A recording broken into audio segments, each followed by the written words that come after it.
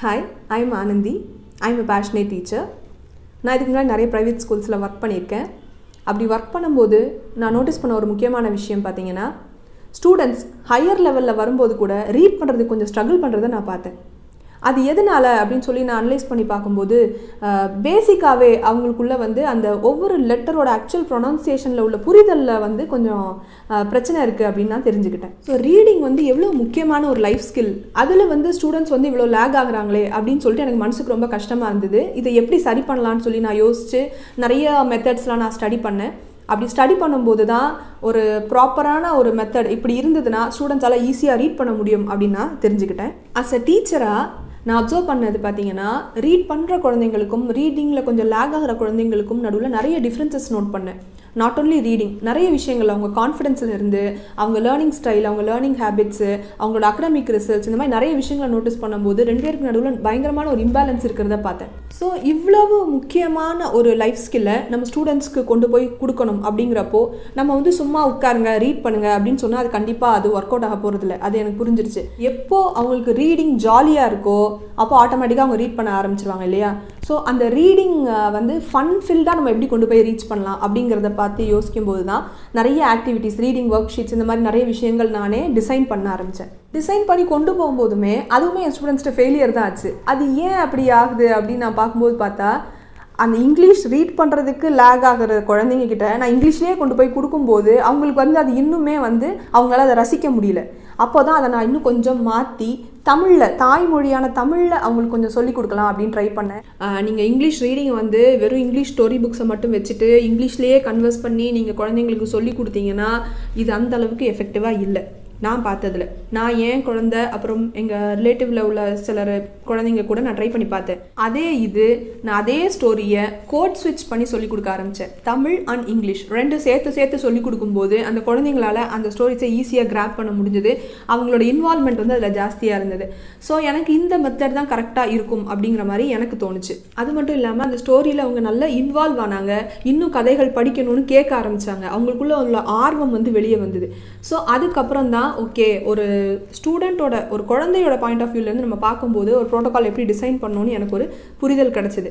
இதை பேஸ் பண்ணி ஒரு ப்ரோட்டோகால் நான் டிசைன் பண்ணேன். ஓகே, ஒவ்வொரு லெவலாக ஃபஸ்ட்டு சவுண்ட்ஸ்னால் என்னென்னு இன்ட்ரடியூஸ் பண்ணுவோம். ஒவ்வொரு லெட்டருக்கும் உள்ள ஒவ்வொரு சவுண்ட் என்ன, அதை மறக்காமல் இருக்கணும். நீங்கள் வரிசையாக ஏபிசிடி இதுக்கு இந்த சவுண்டுன்னு சொல்லிட்டு போனீங்கன்னா திடீர்னு நடுவில் உள்ள letter what is the sound of N அப்படின்னு கேட்டால் அவங்க குழந்தைக்கு சொல்ல தெரியாது. ஏன்னா அவங்களுக்கு அந்த ஆர்டராக தான் சொல்ல தெரியும்.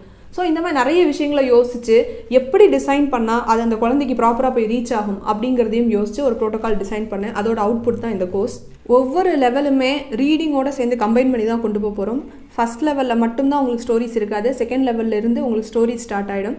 செகண்ட் லெவலில் 3 லெட்டர் வேர்ட்ஸ் இன்ட்ரடியூஸ் பண்ணுறதுனால வெறும் 3 லெட்டர் வேர்ட்ஸ் மட்டுமே வச்சு வரக்கூடிய ஸ்டோரிஸ் வரும். ஸோ தட் அவங்களுக்கு கான்ஃபிடன்ஸ் பில்ட் ஆகும், நம்மளால ரீட் பண்ண முடியுது அப்படிங்கிற கான்ஃபிடன்ஸ் பில்ட் ஆகும். ஸோ இந்த ப்ரோக்ராமில் ரீடிங்கை 5 லெவல்ஸாக பிரிச்சிருக்கேன். ஃபஸ்ட் லெவல் பார்த்தீங்கன்னா உங்களுக்கு ஒவ்வொரு லெட்டரோட சவுண்ட்ஸ், அதோட ப்ரொனன்சியேஷன் இது தான் வரும்.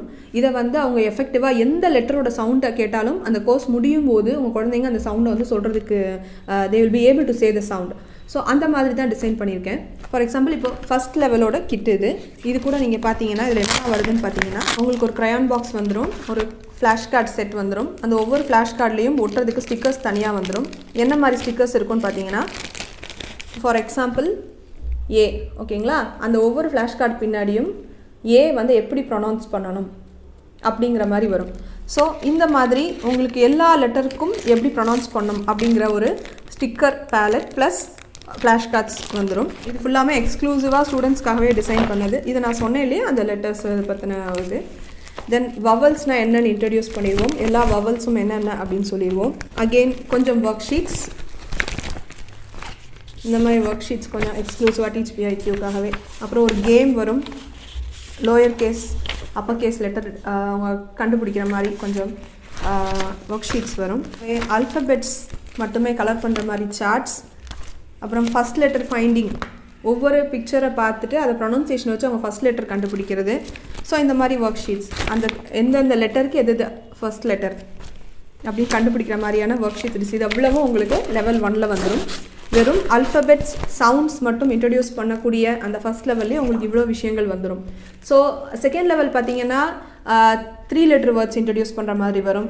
அதுக்கப்புறம் தேர்ட் லெவல் பார்த்தீங்கன்னா ஷார்ட் வெவல், லாங் வெவல் ப்ரொனன்சியேஷன் வந்துடும். 4th லெவல் பார்த்தீங்கன்னா பிளெண்டிங்ஸ், ட்ரைகிராஃப்ஸ், குவாட்கிராஃப்ஸ், இந்த மாதிரி உள்ள விஷயங்கள் எல்லாமே, சைட் வேர்ட்ஸ், இது எல்லாமே உங்களுக்கு 4th லெவலில் வந்துடும். 5th லெவல் அவங்க வந்து they will be ready for independent reading. So at the end of the course உங்கள் கிட்ஸ் வந்து உங்களுக்காக அவங்க ரீட் பண்ண ஆரம்பிப்பாங்க. So be ready to enter the magical world. இந்த கோர்ஸை உங்கள் குழந்தைங்களுக்கு நீங்கள் ட்ரை பண்ணி பார்க்கணும் அப்படின்னு நினச்சிங்கன்னா இந்த நம்பரை காண்டாக்ட் பண்ணுங்கள். ஸோ இதில் வந்து உங்களுக்கு ஃபஸ்ட் செஷன் வந்து உங்களுக்கு ஃப்ரீயாக வந்துடும். ஸோ நெக்ஸ்ட் செஷன் நீங்கள் முடிவு பண்ணி ஜாயின் பண்ணணும்னு விருப்பப்படுறவங்க ஜாயின் பண்ணிக்கலாம். தேங்க்யூ. Happy reading.